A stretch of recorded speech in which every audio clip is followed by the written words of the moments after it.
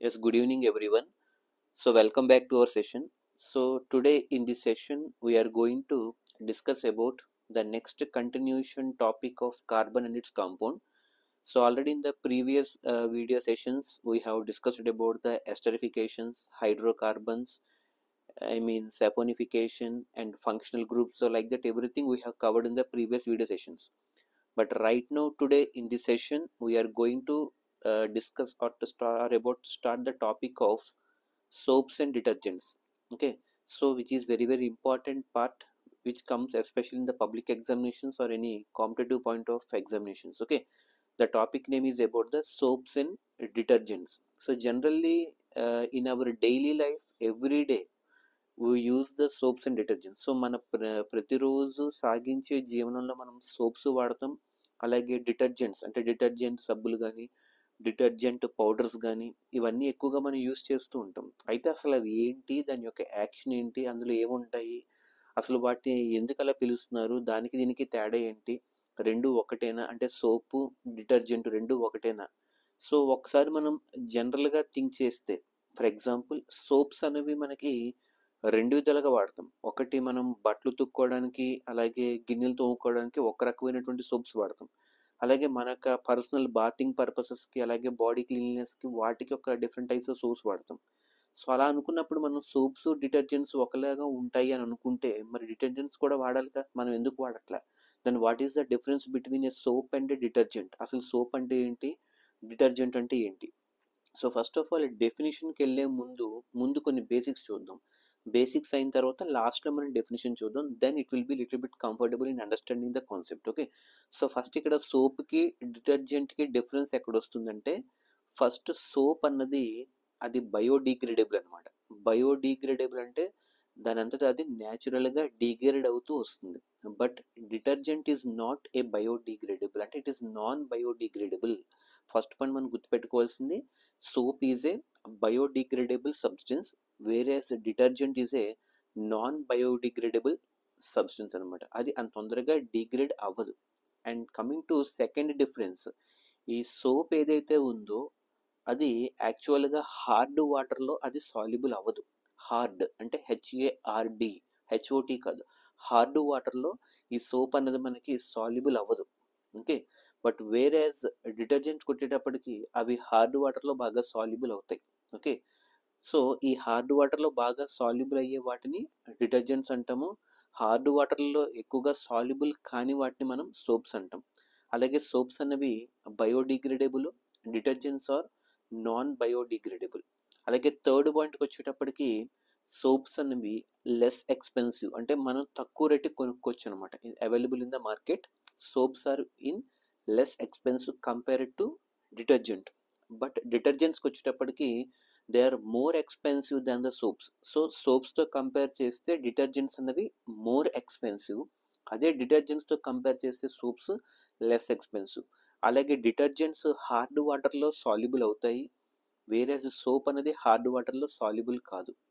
అలాగే డిటర్జెంట్స్ అనేవి non biodegradable, వేరే సోప్ అనేది బయోడిగ్రేడబుల్. సో దీనివల్ల మనకి సోప్స్ బయోడిగ్రేడబుల్ కాబట్టి మనకి ఎటువంటి టైప్ ఆఫ్ వాటర్ పొల్యూషన్ అనేది జరగదు, ఎందుకంటే దాని అంతటా అది బయోడిగ్రేడబుల్గా అవుతుంది కాబట్టి. సో మనకి ఎటువంటి టైప్ ఆఫ్ వాటర్ పొల్యూషన్ అనేది ఛాన్సెస్ ఉండవు. బట్ వేరే డిటర్జెంట్ కొట్టేటప్పటికి అది నాన్ బయోడిగ్రేడబుల్, అది దాని అంతటా అది న్యాచురల్గా డిగ్రేడ్ అవ్వవు డిటర్జెంట్స్. అందువల్ల ఏమవుతుందంటే మనకి వాటర్లో పొల్యూటెంట్స్ అంటే కంటామినేట్ అయిపోయి finally it may lead to the water pollution. So water పొల్యూషన్కి అది దారి తీస్తుంది. ఎందుకంటే detergent is non biodegradable whereas soap is a biodegradable, and soap does not cause any water pollution whereas detergents can cause water pollution, and soaps does not soluble in hard water whereas detergents are soluble in hard water, and soaps are less expensive whereas detergents are more expensive.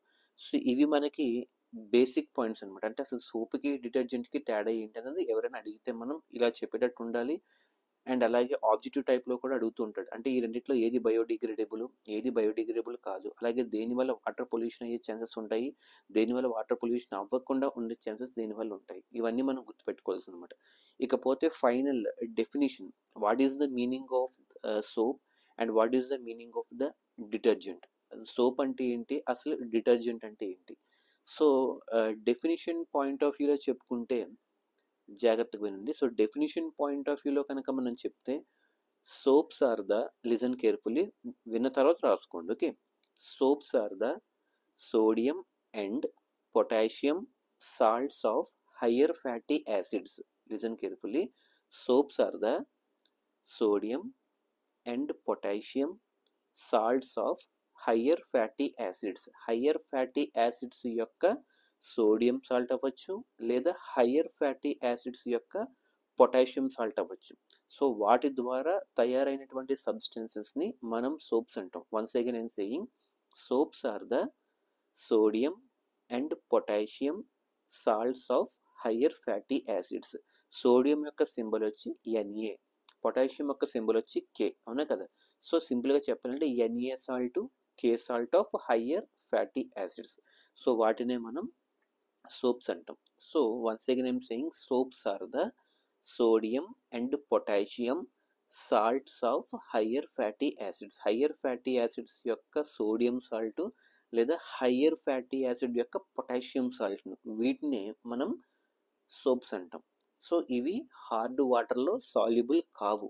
మనం ఒకవేళ బలవంతంగా ఈ సోప్స్ని hard వాటర్లో mix చేస్తే, if we could mix ఫోర్సిబుల్లీ, అంటే బలవంతంగా, అంటే యాక్చువల్గా అయితే హార్డ్ వాటర్లో అవి సాల్యుబుల్ కావని చెప్తున్నాం, బట్ బలవంతంగా మనం ఈ హార్డ్ వాటర్లో ఈ సోప్ మాలిక్యూల్ని కనుక ఇంటరాక్ట్ చేస్తే it will lead to the formation of a insoluble precipitate called scum. దాన్ని మనం ఏమంటాం అంటే స్కమ్ అంటాం. SCUM, ప్రతి పాయింట్ మనకి ఇంపార్టెంట్. సో దాన్ని మనం ఏమంటాం, స్కమ్ అంటాం. SCUM, the spelling of the word scum is SCUM. Scum is nothing but an insoluble white precipitate. దాన్ని ఏమంటాం మనం, ఇన్సాల్యుబుల్ వైట్ ప్రెసిపిటేట్. ఇన్సాల్యుబుల్ అని ఎందుకన్నాం, హార్డ్ వాటర్లో సోప్ సాల్యుబుల్ అవ్వదు కాబట్టి బలవంతంగా కలిపితే మనకి ఇలాగే నురగలో ఒక ప్రెసిపిటేట్ కింద ఫామ్ అయిపోతుంది అనమాట. అంటే insoluble white precipitate that has been formed when when soap molecule is going to be reacted with the hard water.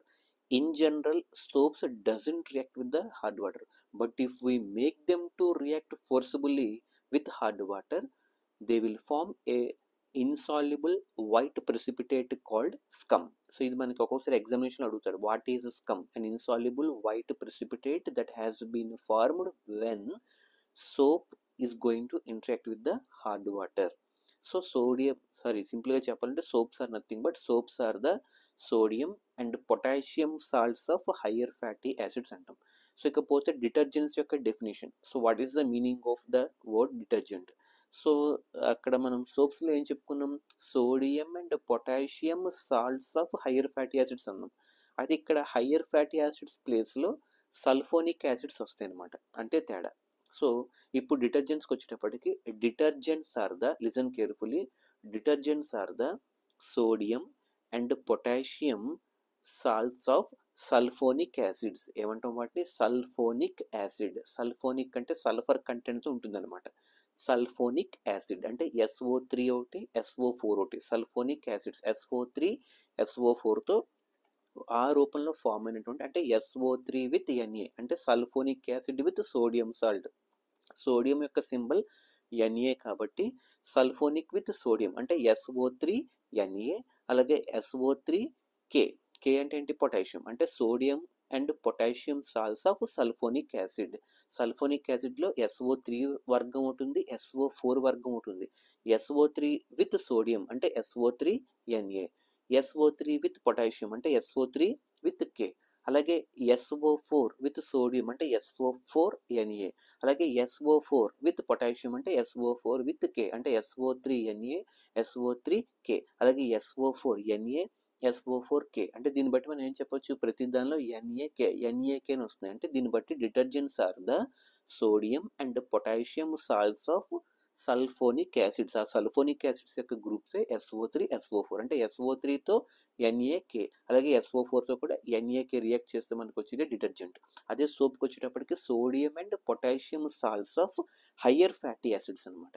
So ఇది మనకి ఫైనల్గా the ultimate main difference between soap and detergent. So ఫైనల్గా ఒకసారి చూసుకుంటే soaps అన్నవి less expensive, detergents are highly expensive. Soaps does not cause water pollution, whereas detergents can cause water pollution. Soaps does not react with hard water, detergents can react with the hard water.